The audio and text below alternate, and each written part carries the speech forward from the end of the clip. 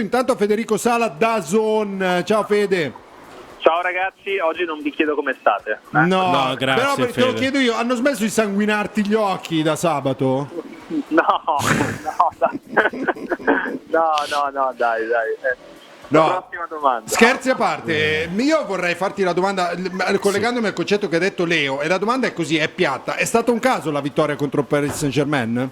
No, anzi, secondo me dice tanto della squadra, del momento, di tanti aspetti, perché è stata per me la partita in assoluto in cui non c'era paradossalmente bisogno di stimoli, prima di tutto, ed era una partita in cui il Milan ha dovuto fare la partita sotto palla, cioè senza andare per forza a dover fare la partita, a dover giocare in quel modo lì, spesso e volentieri anche troppo straripante, troppo spregiudicato, perché poi la sensazione anche a bordo campo sabato era proprio questa, cioè sul 2-0 non sembrava di essere sul 2-0, che è un paradosso per una grande squadra, perché una grande squadra sul 2-0 a Lecce, dopo che ha speso l'energia che ha speso in Champions League, il 2-0 significa che nel secondo tempo non prendi tiri in porta, letteralmente non prendi tiri in porta, perché vai a giocare tutti sotto palla, al massimo di tanto fai qualche ripartenza con 2 o 3 giocatori. Il Milan al netto del gol preso su calcio piazzato, che tra l'altro è uguale contro esatto, contro Paris Saint-Germain. Però ragazzi, la sensazione a bordo campo, veramente i primi 10 minuti sembrava che il Milan fosse sotto 2-0, cioè ripartivano tutti il 7-8 e c'erano delle situazioni con 7-8 giocatori sopra la linea del pallone con il rischio di contropiede che per una grande squadra è inaccettabile. Quindi quella partita contro il Paris Saint-Germain invece mi ha dato proprio la sensazione che questa squadra, se invece gestisse le situazioni, gestisse quel tipo di situazioni in particolare, cioè ogni tanto posso farla fare anche agli altri, la partita non la devo fare per forza io e poi vado a fargli male, è una squadra importante. Se invece non capisce questa cosa, e anche sabato purtroppo nel secondo tempo è entrata per dover andare a farne 4-5, poi va in difficoltà, come poi è successo, più che altro perché dà sempre la sensazione che il gol glielo puoi fare e quindi gli altri non perdono mai fiducia, perché sanno che tanto il Milan continuerà a giocare in quel modo anche sul 2-0, anche sul 3-0, e questo ti dà fiducia dal punto di vista degli avversari. Sì, in agricoltura, nell'allevamento si chiama paraocchi, no? Si mette ai buoi per farli andare dritti per la loro strada, perché questo è, Fede, che stai dicendo, cioè se il Milan va avanti a giocare nello stesso modo qualsiasi cosa succede è questa cosa qui, cioè proprio non essere calati nel mondo reale. Sì, c'è questo aspetto qua che sinceramente faccio veramente fatica a spiegarmi, perché ripeto, è una squadra ormai che non è più giovane, cioè, usciamo anche un pochino da questo concetto, perché ha dentro giocatori che hanno vinto il campionato 2 anni fa, hanno fatto esperienza ormai in Champions League, l'anno scorso sono arrivati in semifinale, cioè non è più una squadra di giovani inesperti, è una squadra che deve e sa in realtà gestire i momenti delle partite.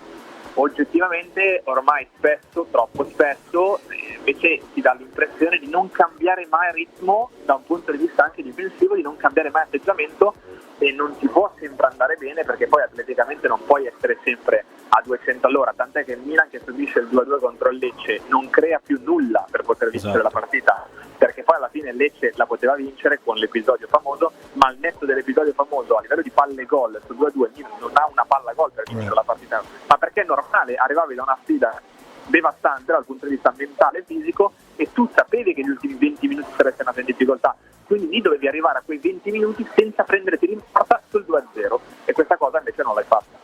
La sensazione, Fede, è che il Milan cada un po' sempre sugli stessi errori. Questo che stai dicendo tu per me è correttissimo. Cioè il Milan che gioca spregiudicato sul 2-0 avanti contro Lecce, quando basterebbe coprirsi e giocare in un altro modo per riuscire a portarsi a casa il risultato. Ma la mia domanda è sul fatto che manchi la tenuta mentale, e questa si può dare la colpa ai giocatori quanto si vuole, però è anche, a mio avviso, l'allenatore e tutto quello che lo circonda. Milan ha poca tenuta mentale e rischia di aver chiuso una stagione in campionato il 13 di novembre.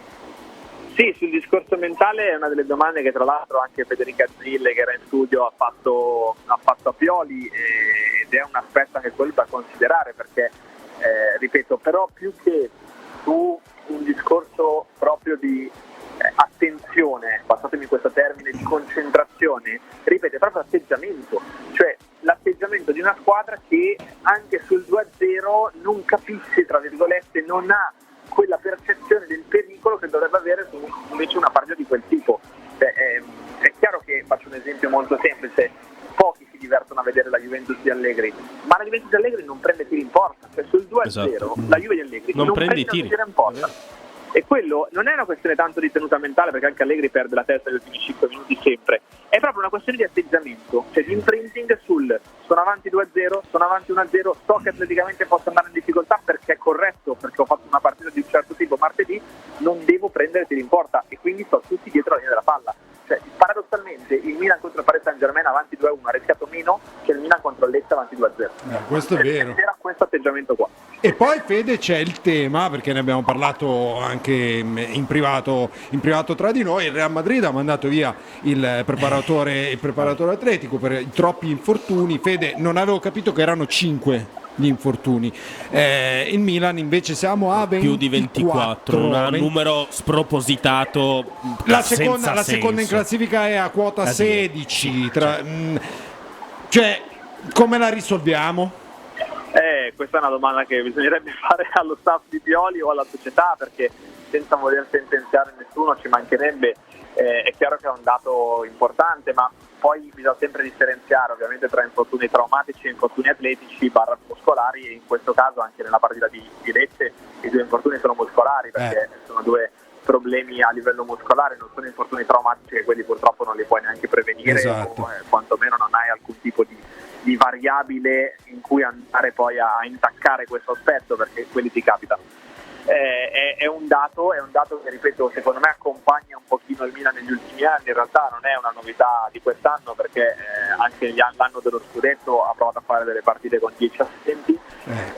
Il problema lì è proprio dove bisognerebbe investigare realmente a livello di gestione delle risorse, della preparazione, al netto che il Milan gioca tante partite ma non è l'unica a farlo. Esatto. Il perché ci sia poi una conseguenza così cronica a livello muscolare, e qua bisognerebbe, ripeto, indagare. Adesso io ovviamente non riesco a entrare a quel livello nelle dinamiche di squadra, pur stando molto vicino durante le partite. Se il Real Madrid ha fatto una scelta di questo tipo per tutti i suoi motivi, è chiaro che poi in ambito societario dovranno fare le loro riflessioni anche su questo, è quello inevitabile, ecco. Fede, ti facciamo l'ultima, un giudizio sulla prestazione di Suso. Di Chukwueze, ovviamente. Un pochino in effetti me l'ha ricordato, e credo che lui sia veramente, allora, da un certo punto di vista ho sempre quella, io chiamo la teoria di Tonali ormai, cioè quel giocatore che il primo anno è inspiegabilmente indietro rispetto alle aspettative e poi dopo sappiamo bene come si è comportato gli anni successivi.